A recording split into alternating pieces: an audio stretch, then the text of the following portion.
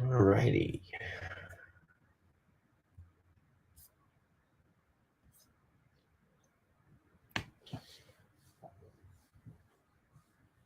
What is going on, guys?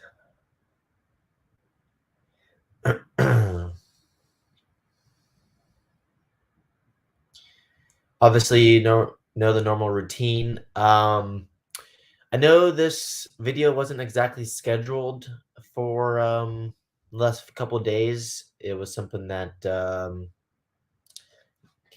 guess came up kind of last minute. Wanted to get one live video in before I head to Spain for the World Championship, 1/8 scale World Championship. So obviously, there's a bunch of stuff to talk about. The last couple events, or I guess the one event that we did, which was the 110 scale Roar Nationals at SDRC. Um, so I'm gonna be going over the last event that we went to, some of the car stuff. Obviously, we had a pretty successful event. I was able to get 2 podiums at the nationals this year for the 10 scale off-road nationals. Was able to win my first four-wheel drive national championship and get a pretty solid podium spot on the stadium truck class with my T6.2. So obviously, you guys know the normal routine. If the audio is good, please comment so I know that it's good to go. Um, I'm sure we'll slowly get more people tuning in. Obviously, this wasn't exactly scheduled, but maybe you guys are watching at work or something.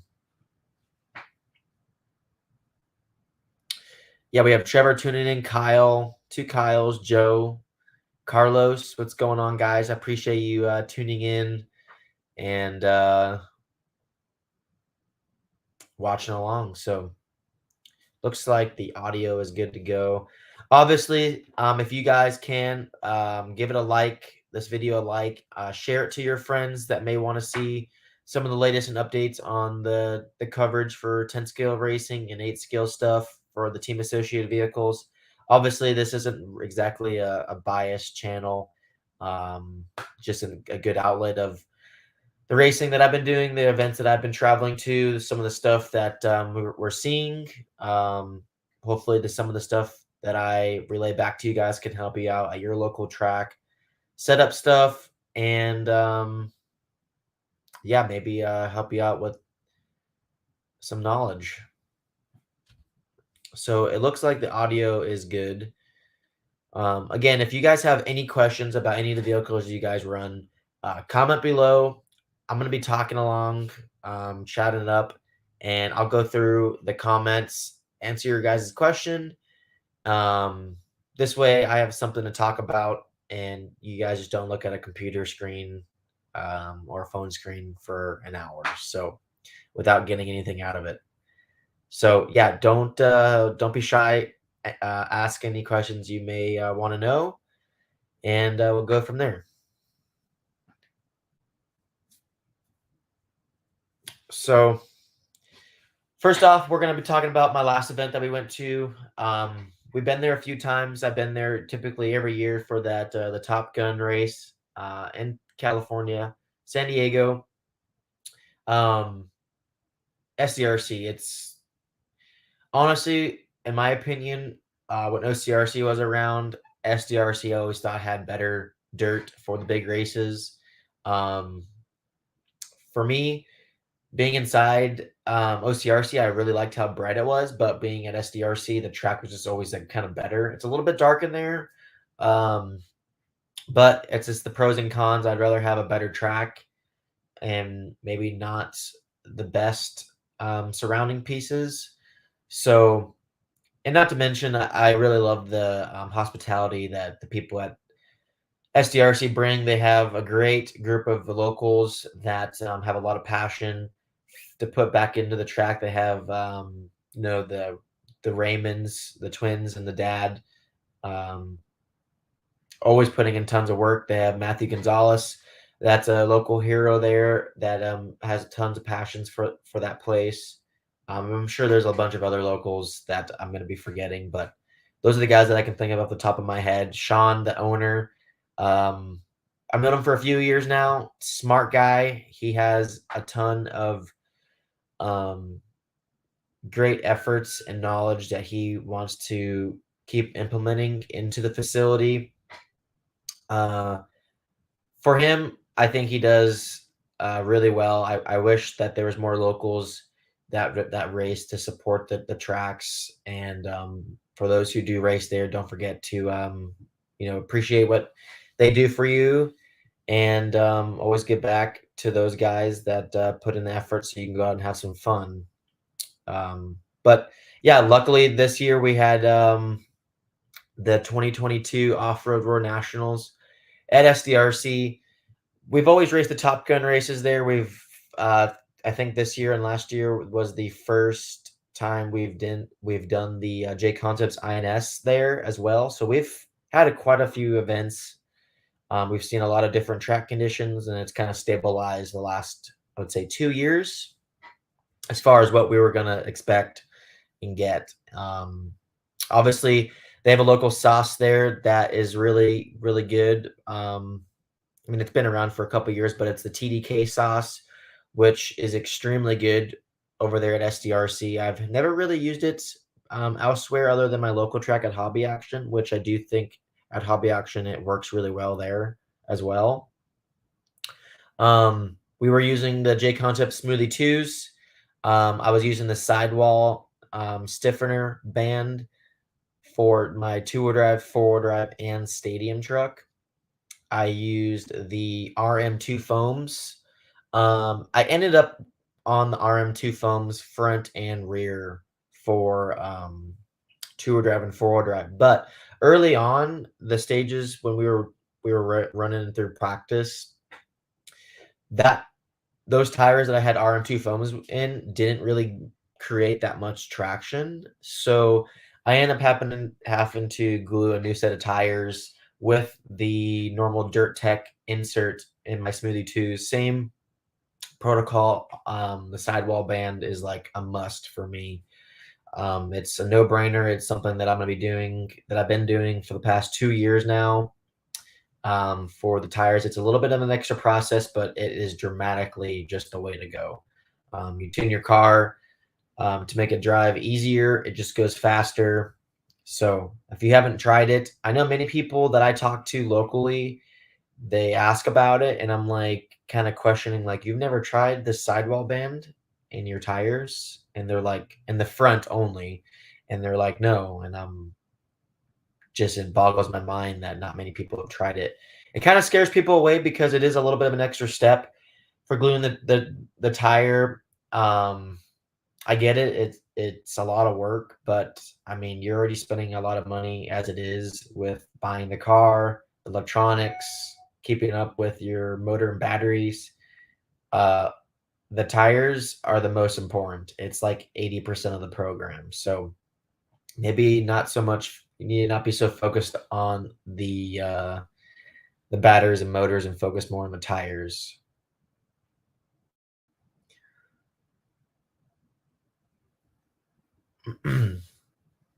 So, um, anyway, so that was pretty much the tire prep. Early on in practice, I had the RM2 foams in. I was kind of struggling a little bit for like pace and grip.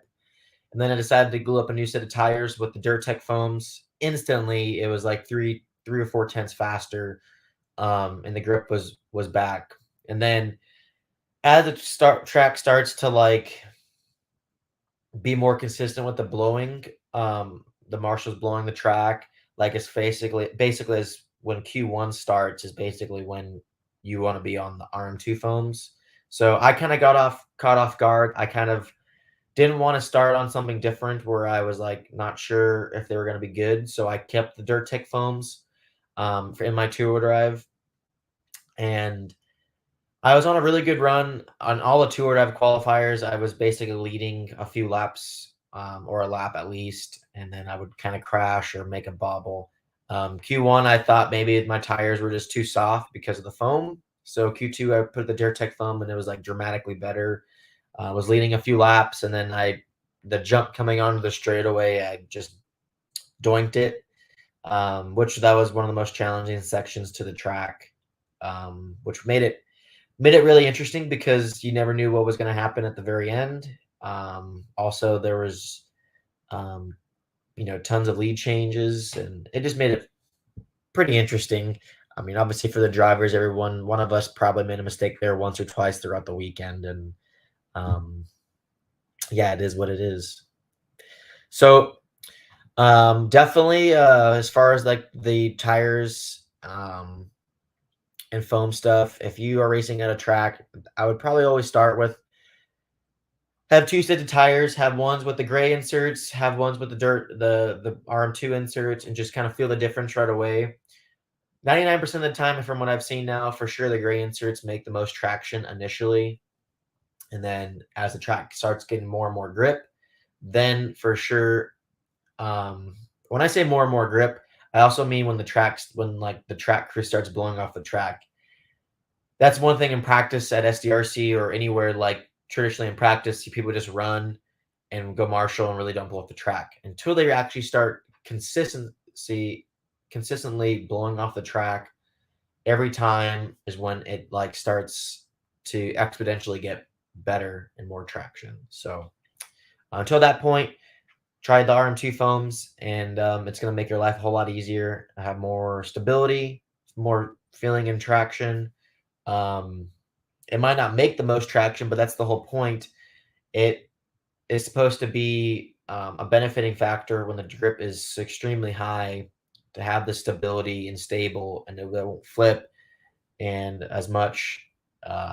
So that's my 2 cents on the tire stuff. I have my two-wheel drive right here. Been working on a pretty different setup, developing some stuff. My car, I qualified sixth. It's easy for a driver to say my car was definitely better than a sixth place qualifying car. I ended up finishing fourth. In one of the mains I finished second, and the other main I finished fourth. So we'll kind of go through a little bit. I have sway bars on my car.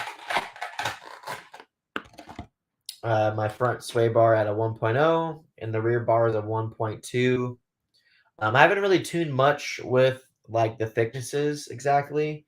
At home at Hobby Action, I kind of just threw them on, and instantly I thought it just felt more in the track. I had better feeling. It stayed more consistent.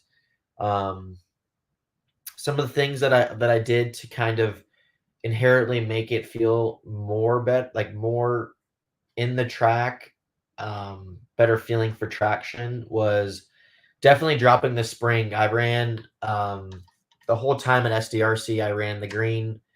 So these are 13 millimeter shocks. I ran the green rear spring, and then I ran the gray front spring. But my shocks in the front are leaned in. So traditionally, when you lean in the shock front or rear, you typically go up a spring rate. So when I was running the shocks on the outside hole, which is the normal baseline, I was running whites. So I leaned them in. I went to gray. I thought that was the best feeling that in the front end I had for stability wise. My car is pretty close to minimum. I think my car is like 1530 or 1540. Actually, it might be 1528 because I do have the 4800 milliamp battery. Obviously, this is for mod.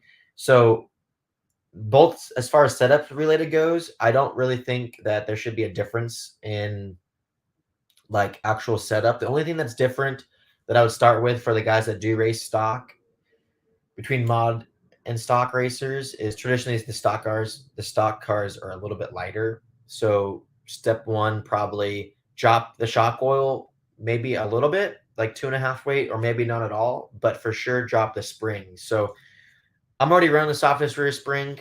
I definitely think that for if you run the sway bars in the rear, I think for sure the green rear spring is the way to go. The front, white or gray in the front is a good starting point for that. I ran the 75 millimeter arms.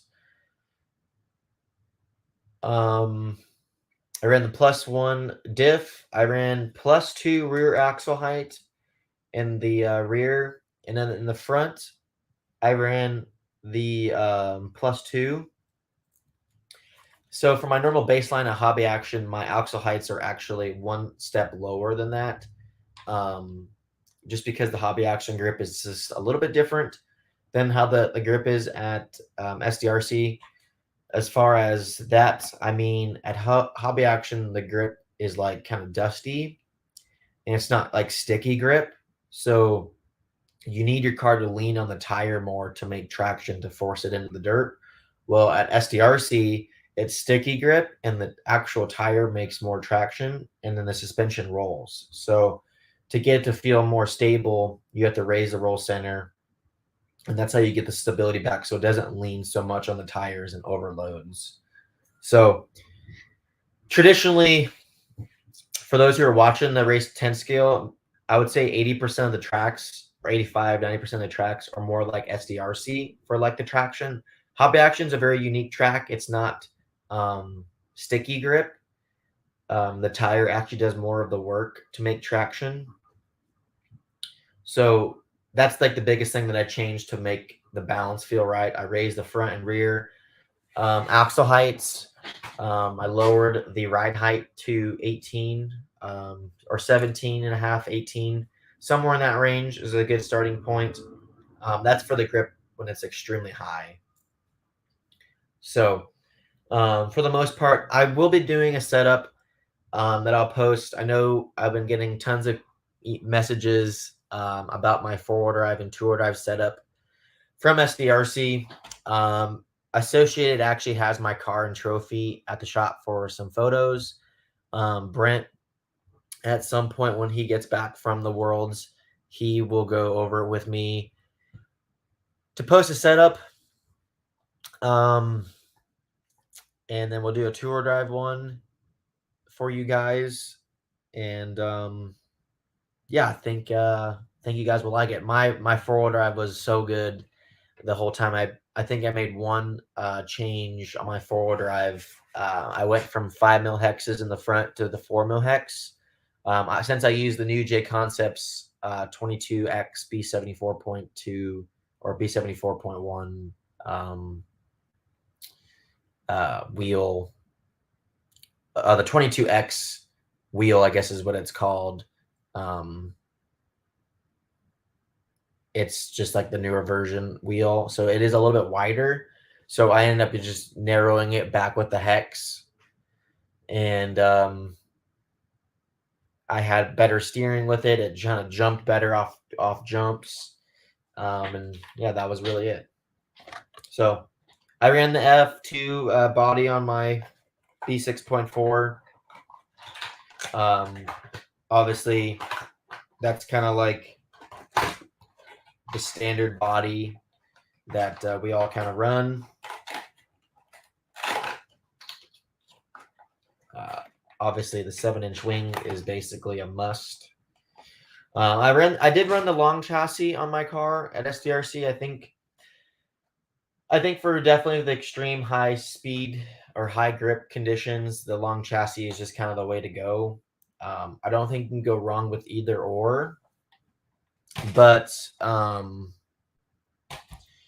definitely think for the races that I race, all the big events, SDRC, CRC, Hobby Action, Masters of Dirt, all those style races, they just have tons of grip. So the long chassis just makes it a little bit more stable.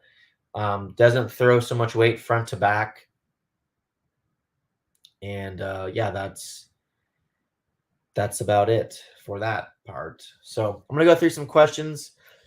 If you have anything about that, what I was just saying, don't hesitate to ask. So 10 people are saying good luck at the Worlds. I appreciate you guys supporting me and Team USA. So Kyle's asking a good question on the 13 millimeter shocks, what's a good starting point for shock package?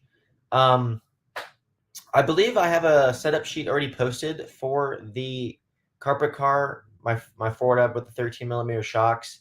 I just ran 2-hole 1.7s in the front and 2-hole 1.8s in the back with an additional 1.1 hole in the rear. I have to think about, or I think it was 3732 shock oil. But I believe I do have a setup that's already posted with the 13 mil shocks. So I ran yellow springs front and rear.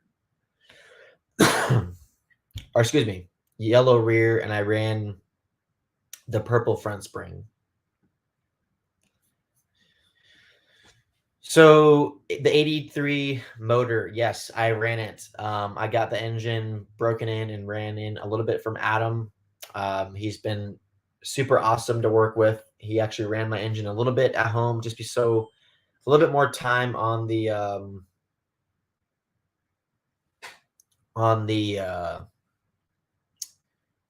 engine. So just a little bit more break-in period for the Worlds. It's not always a good thing to have like a brand new motor for a bigger race. Just it doesn't help the fuel mileage and just maximizing the power potential. So I ended up running it again at home. I ran it at Adobe for a few tanks. That was basically my first time really getting it out there, outdoor track, and letting it sing. Uh, Initially, I was just absolutely blown away. The smooth power band that it has on the bottom, how good it idles in the pits and in the like staging area, and going through jumps, powering through jumps.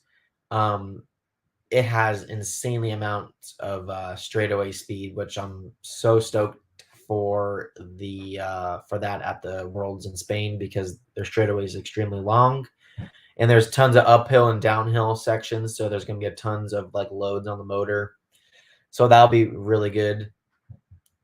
Obviously, both the 82 that he had, I was so pumped on when I got it initially. It's still an amazing motor. I'm bringing mine for my backup. So if you guys are in a market for a new motor, definitely would recommend the 83. I'm sure I know Adam does the trade-in program, helps you guys out for your initial pocket, and then yeah, he'll get you hooked up with engine service break-in and engine and pipe if you need it.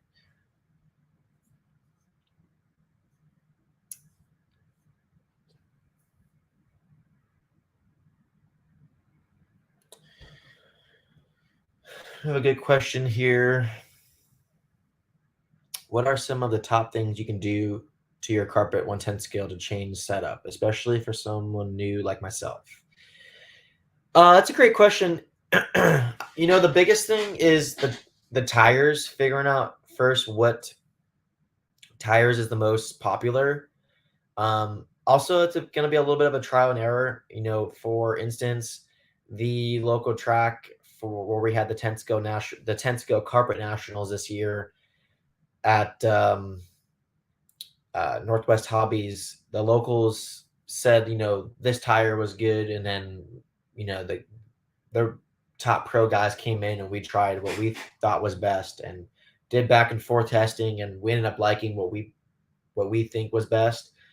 So, definitely take some people's locals advice, figure out the tires. One of the biggest things initially for carpet racing is gluing the sidewalls. I did a video, I believe at the J Concepts race, showing you guys how to glue the sidewall and then gluing it kind of on the tread, just to take away initial steering, helping with stability. That's like for sure the first thing in carpet racing that you'll learn, that it's like, oh my gosh, this is a big difference. And it just helped me go faster and more consistent and easier to drive. So for sure, the tire gluing, sidewall trick. And then as far as car setup goes, going back and forth with the two-wheel drive, like specifically, is trying some different camber link options. Making the rear a little bit longer to help with some more on-power steering. Maybe shifting some of the weight forward to have more steering. just small things like that. Playing a little bit with rear toe, taking out some toe. Um, it's not a huge game on carpet. When your stuff's good, you kind of just leave it and you just drive. Focus a little more on the tires and have some fun.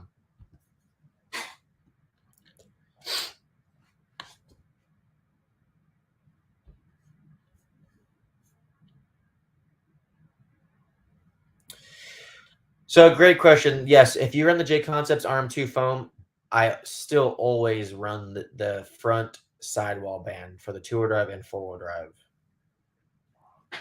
So doesn't matter what foam you run, it's either extremely stiff or it's stiff with the gray foam.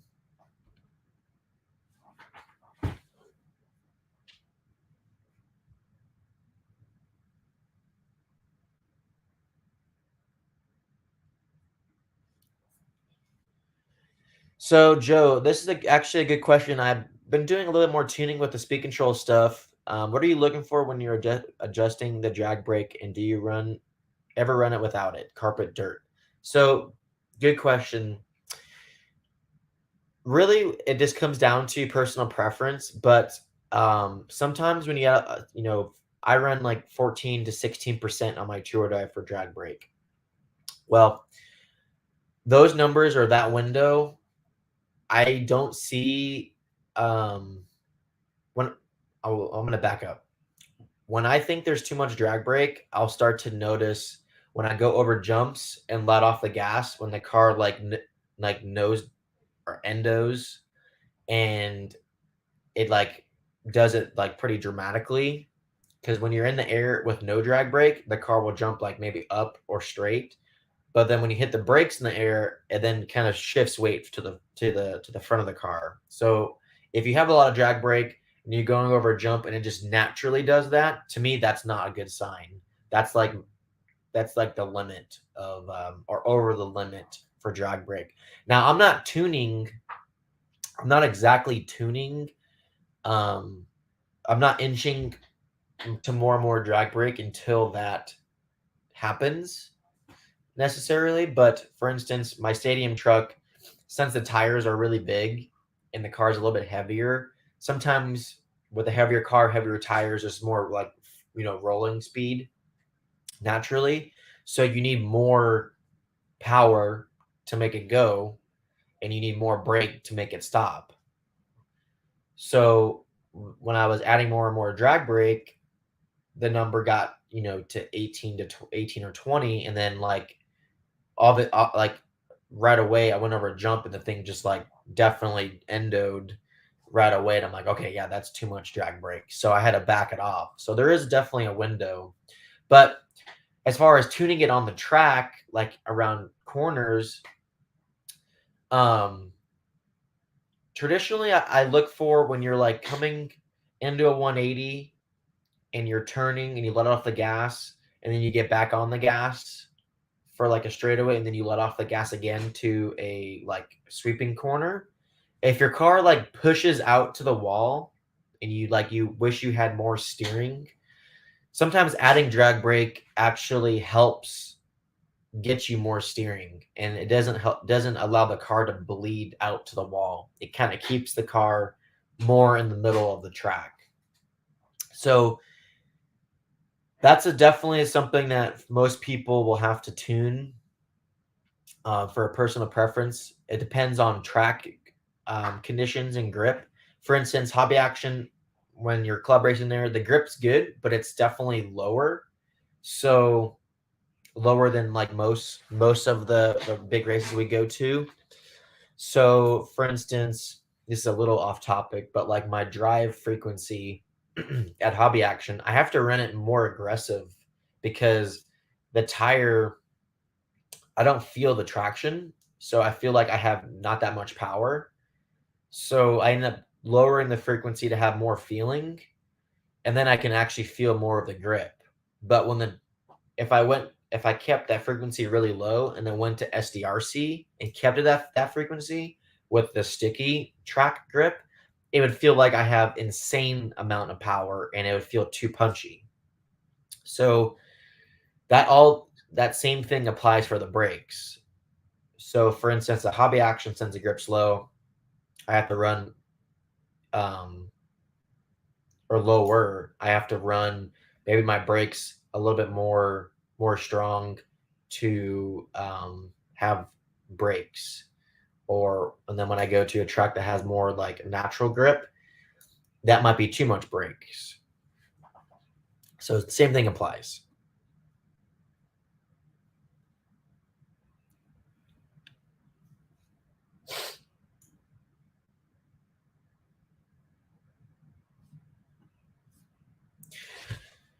So, do you ever use craft foam in the wheel at all? So no, I don't. We used to do craft foam in between like the strips, so it ended up being like a solid strip in the middle. Um,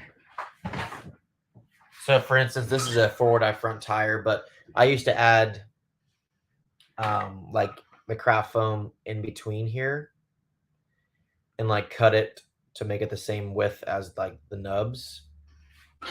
But since that we released the RM2 foam, it's been a no-brainer. It's just too much work to cut craft foam. I would glue it on each foam. I mean, I ended up doing that for the nationals at Hobby Action a few years back, and had some good success. But luckily, we have foam now. You can just buy. It's already harder. If you want harder foam, there's no need to make this foam harder.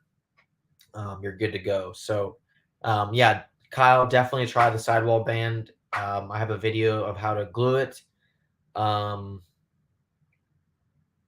yeah, it's a game changer.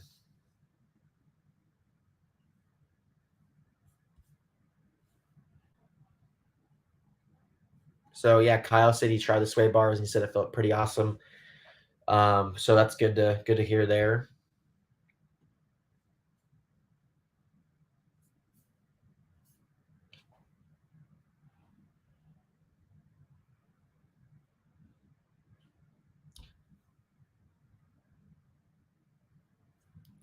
Yeah, so good question. I'm pretty sure I'm already scheduled to go to the Florida race, the carpet championships at Beachline.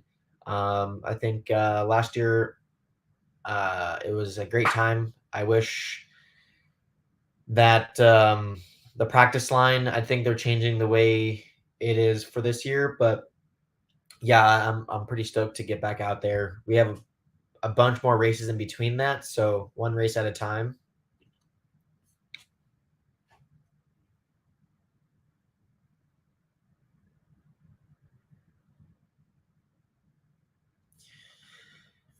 So yeah, I did keep the sway bars on at SDRC. I thought they were good. I actually, at one point early on in practice, since I was like off pace, I took the sway bars off to see if that was the reason why, and I definitely didn't think it was any. I didn't think that the sway bars were hurting me at all. I actually went slower when I took the sway bars off.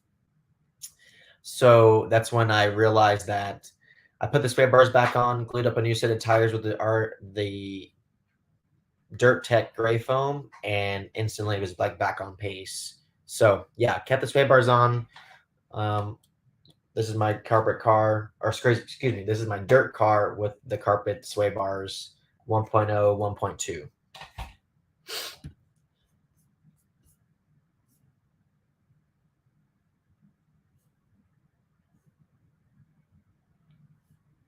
We have Chris Van Aaron here. What's up, buddy? Scott, thank you guys for tuning in.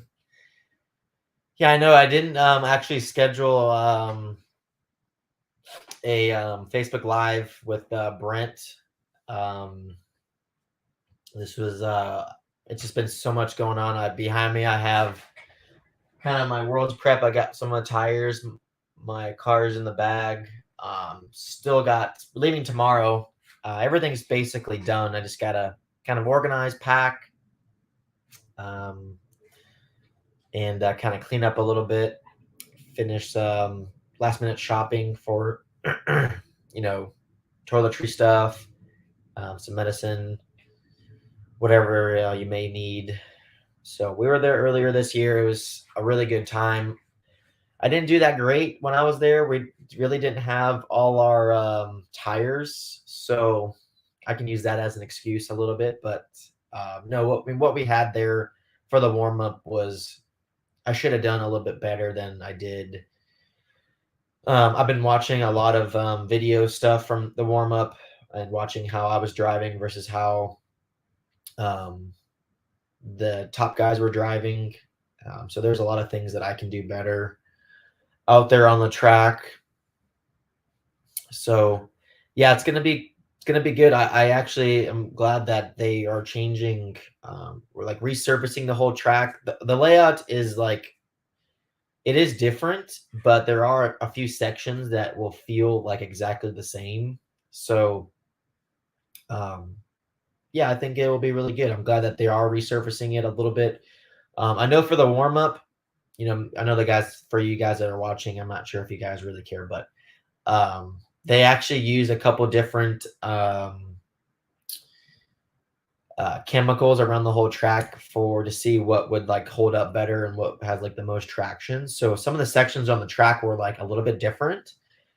And some sections held up really good, some sections really didn't. Some sections had more grip, some sections didn't. So I think once they figured out which parts of the track that they liked, they're going to use like the same additive around the whole track. So yeah, it will be definitely different. Um, so yeah, we'll play it by ear. We have, I think Jason said that we have like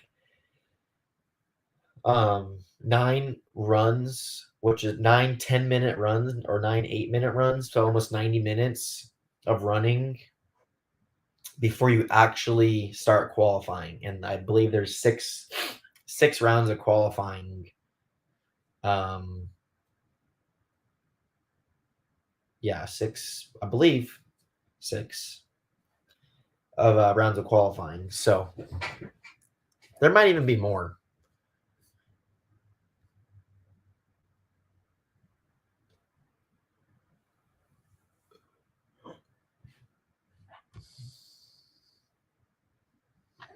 Yeah, Chris. Yeah,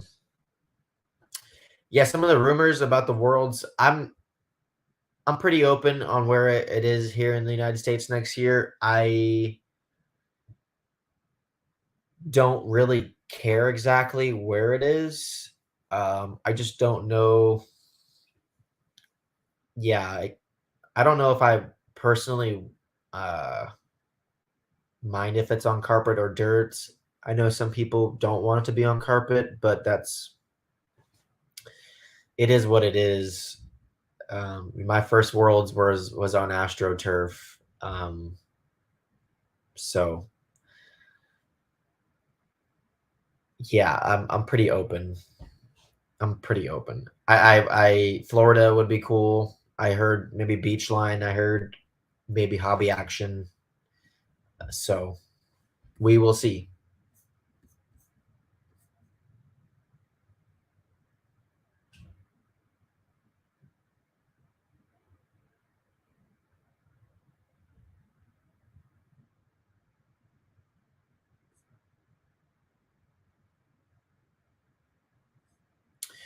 So Paul, yeah, Paul's tuning in here. The sidewall band.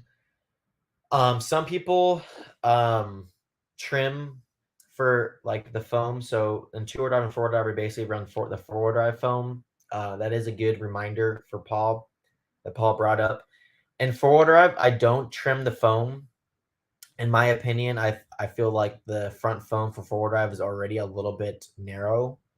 So the sidewall band actually takes up the gap that I personally think that helps also. But for two-wheel drive, I do trim the foam a slight amount. I can actually show you guys how much I take off for the two-wheel drive. If you're on the two-wheel drive tire with the sidewall band and you run the RM2 or the Dirt Tech foam, this is what you need to do to um, make it all kind of fit really good. So do a little trimming.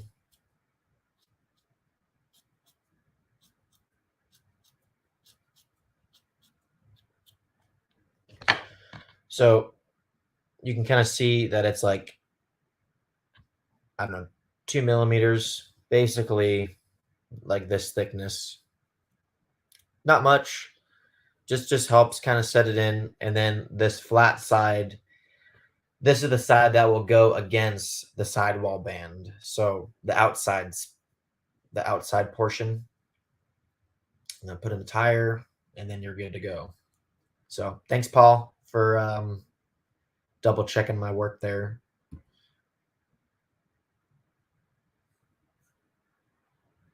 Thanks, Kyle. Appreciate you guys sending your best wishes. So do our best.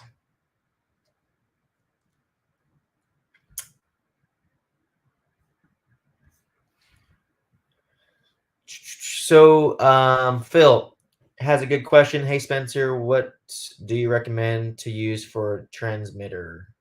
And thank you for your explanation. I'm back in the hobby after 20 years. I need to learn a lot of things. You do a good job to explain them.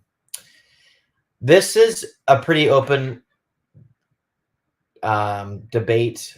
I've ran both Futaba and Sanwa stuff. To be quite honest with you, both brands are extremely, extremely good radio brands. If you're just getting back in the hobby, I probably wouldn't really recommend needing like the absolute top of the line radio. It is something that almost everybody at some point you start off with, X, Y, or Z radio, and then you're like, you know what, I'm ready to upgrade and then buy the new radio. Um, and then maybe at first you're thinking, I'm just gonna buy the best radio because I know I'm gonna buy it at some point. If that's how you are, then be my guest. I'm definitely not going to be a salesman and just say, hey, you got to get the Futaba. That's what I use. It's the best. It's basically a no-brainer. If I were you, I would figure out, ask your local hobby shop, see what they sell the most of. I know for sure that it's a good starting point no matter what you start with. I run Futaba stuff. Adam Drake uses Futaba. I switched to using Futaba 2 years ago or 3 years ago now. I definitely don't regret switching. This is one of the better things that I've done personally. The radio is super easy to use. We just released our new 10PX. It's a touchscreen radio. The 7PX was also touchscreen, but we also have our intro radios, which are really reasonably priced.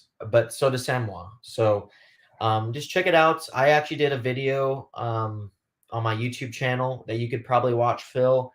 It's kind of introducing like the 7PX. That was the latest and greatest at that time. And then our 4PM radio, which is our intro radio. So yeah, take a look at it. And then if you do choose Futaba, feel free to message me if you have any questions on setting it up. Or Adam Drake, we're all here to help out. So thanks for getting back in the hobby and asking your some questions.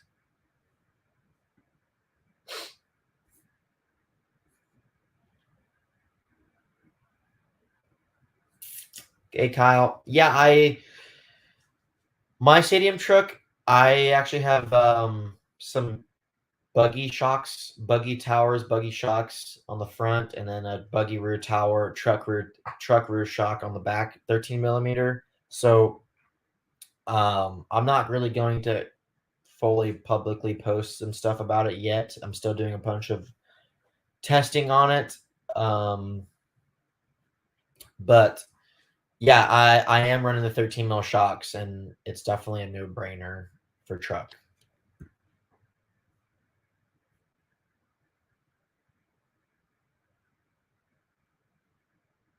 Yeah, so no lines this year at the carpet championships at Beachline. I like it. Thanks.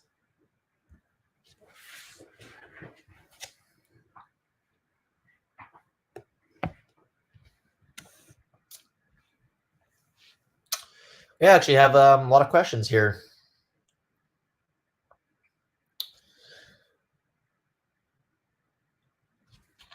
So, Zach, yes. Um, at first, I really didn't think the sidewall band would be a big difference at Hobby Action because, like I was saying, like the grip is just not sticky grip. And then until I glued them up for a couple weeks ago when I club raced there, I ended up club racing the week before without the sidewall band, and then I put the sidewall band in for the next time I raced and went substantially faster on overall pace and consistency. My top 5 and my top 10 were better. Um, I was also comparing to the people that I raced with the prior week. So that's like how I kind of identify if I'm making changes to my program or the car setup or the tires. I always look at the people that I'm racing against to see if they're also improving or they're staying the same speed. Because if they're staying the same speed and I get faster, that means whatever I did was a benefit. Or if I stay the same speed and they got faster, then I'm like, all right, well, whatever I did definitely wasn't the way to go. So, yeah, the sidewall ban of Hobby Action, I'm pretty convinced there it's a sealed deal for me. It's a no brainer. Um, so sidewall band all the way.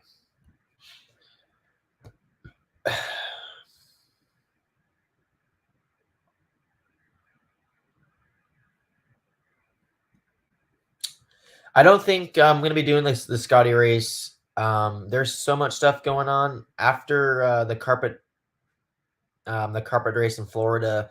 I think my final race is probably the J Concepts INS finals at Hobby Action, and that might even be the same weekend as the Scotty race. I'm not sure.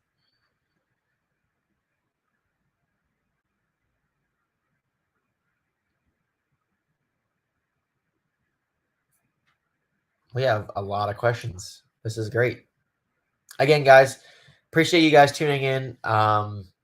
We still got some time left here, but if you can, please like this video. It only helps my YouTube and Facebook kind of page out. And then obviously, since this wasn't a scheduled event, some of the people that may have not have seen may not be able to see this because they're at work. If you share this to them, they'll be able to go back and watch some of the latest setup stuff, talk about the events, tire strategy stuff, and car setup. So please give it a like, share this to your friends or on your page. It really only helps out the community, and that's our goal. So thank you.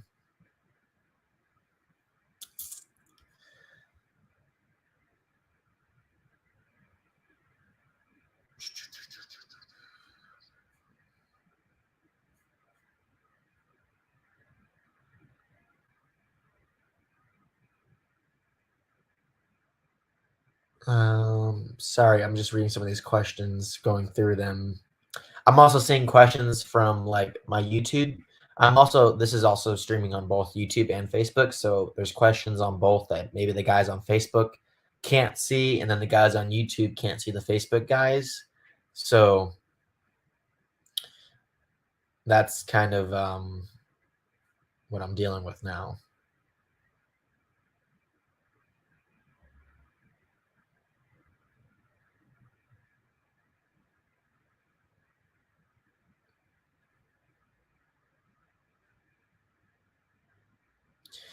So yeah, we can kind of work our way over. I know a friend of mine, Ryan, he was asking about some Droop block stuff. I got some Droop blocks made actually from him. These are 36 millimeter Droop blocks, and then if you flip them, they're also 30 mil Droop blocks. This is how I've been setting my Droop on my 8 scale car, and then along with the lightweight gauge. So I typically put the car on the 36, the tall side blocks, which is upright. I put one in the front, one in the back, and then the numbers that I've been using, these go underneath the like this slot goes underneath like the hex portion. I'll kind of give you an example. So when the car's on Droop blocks, you take the wheel nut off, and then this little slot kind of goes underneath, and that's how you check. So when the car is sitting on the bench, you kind of slide this underneath or over, and then you want to find out, high or low, and that's how I've been adding my droop. So I've been no longer setting my my droop by like the shock length. I've been using the droop blocks with the gauges. So I run 0 in the front and then -4 in the back. So those numbers are the center of the axle. It's equal to the underneath of the chassis. And then in the rear, -4 means the center of the axle is below the chassis by 4 millimeters. So that's how I've been setting it.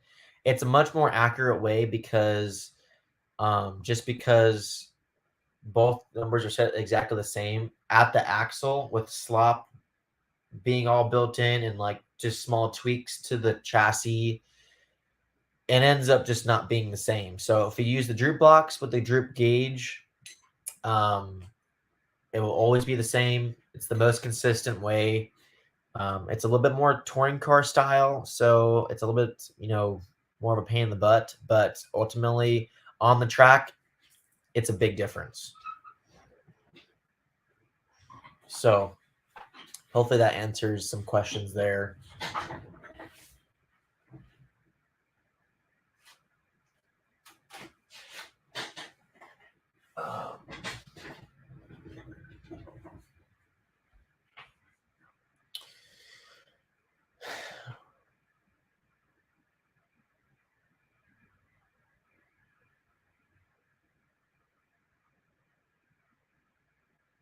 So Mark Moon, on our new 13 millimeter shocks, there is a dimple part on the shock piston. That third hole is where you put that dimple. So there's not a specific place to put the extra hole. There's already a small little indentation of where to put the third hole. Davide, yep. I will see you Friday. I got your stickers, buddy, and it's hammer time this weekend.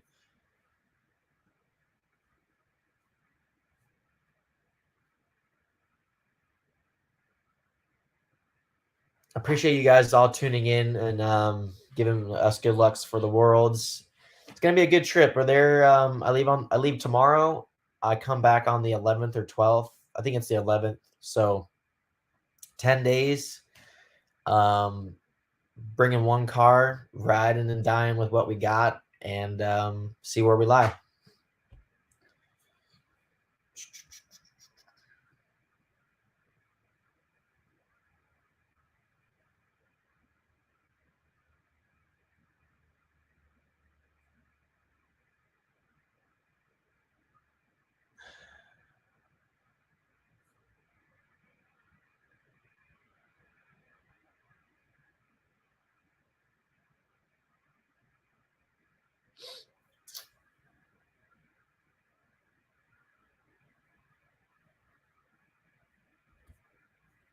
So another question: with the regards of RM2 foam two-wheel drive, do you run the two-wheel drive or four-wheel drive front tires?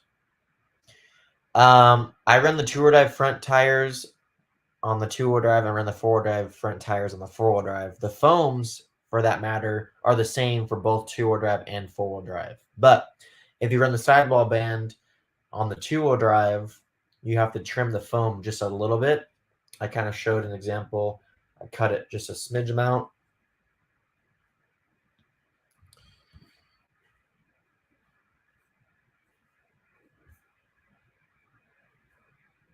Tom Rodman, see you Sunday. Yes, sir.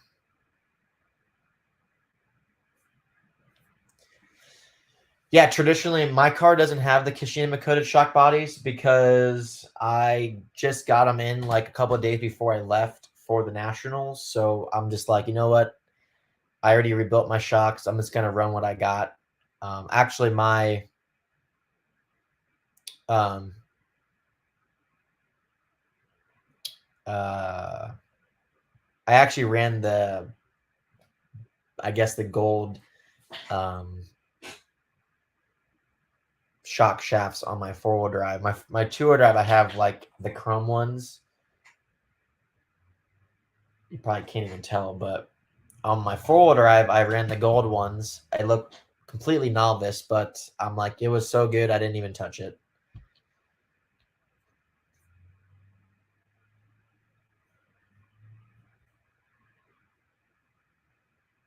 So,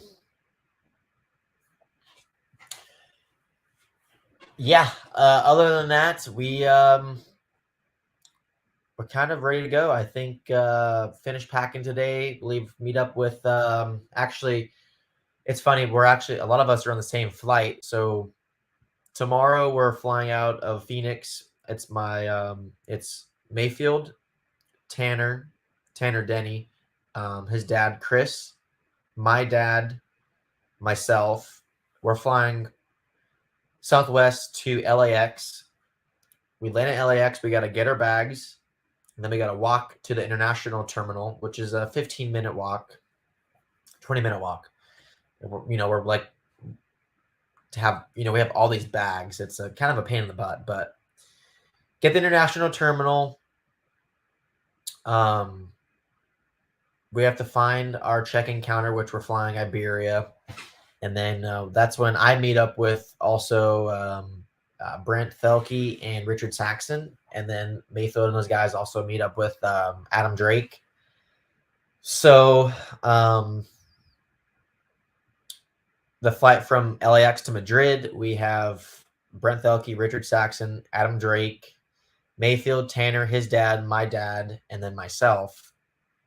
So we're all on the same flight there.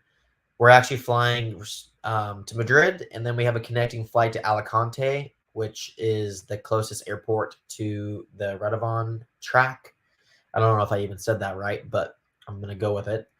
Last time I went there earlier this year in June, we actually flew to Madrid, got a rental car, and then drove to Alicante, which is about a 4.5 hour drive, which we landed in Madrid, got the car, and drove. It was, I felt pretty good because I really wasn't driving, but Richard was driving, and he said he was struggling. So,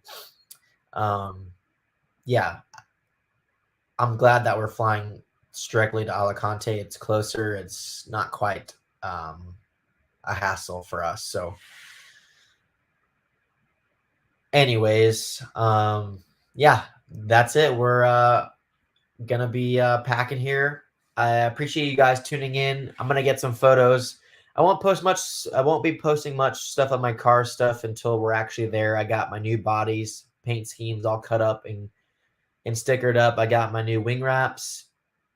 We have some new stuff that will look pretty good. I'm excited to get it out there on the internet. But gonna have to wait a few days. So we leave tomorrow. We get there on the 2nd. And then the 3rd is the check-in day. And then the 4th, we start practice. So, yeah, I'm super stoked. But that's it for you guys. That's the live session we got going on here. I appreciate you all tuning in for this kind of short notice. Again, if you guys like the video, please like, subscribe to the YouTube channel. I appreciate you guys always being a part of the live sessions. And yeah, that's all I got. So thanks again. We'll see you guys all soon. Peace out.